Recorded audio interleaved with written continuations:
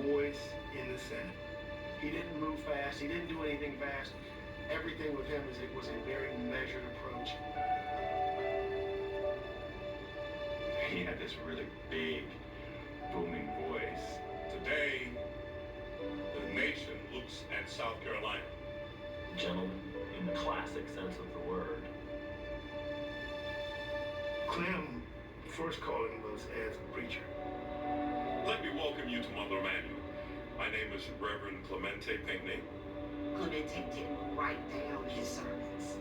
He would jot down a few notes, and he would speak from the heart, speak to what God wanted him to say. Many of us don't see ourselves as just a place where we come and worship, but as a beacon and a bearer of what makes us a people.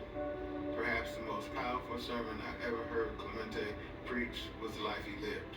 Clemente and I talked about, can a minister balance running for politics, hold on to his integrity, make sure that he doesn't compromise his principles?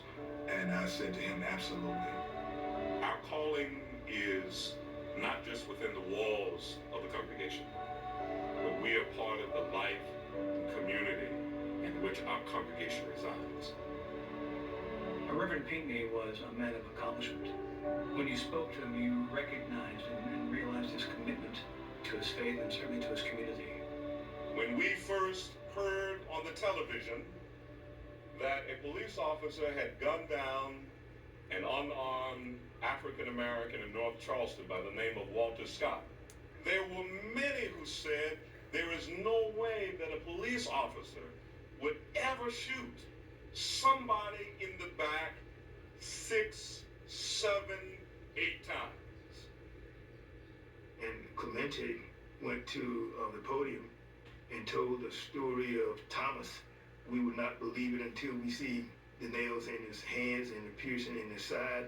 When we were able to see the video, I believe we all were like Thomas and said, I believe.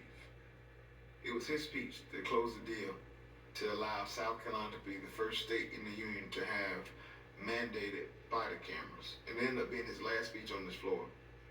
The body camera legislation was passed in June and became law a few weeks before his murder.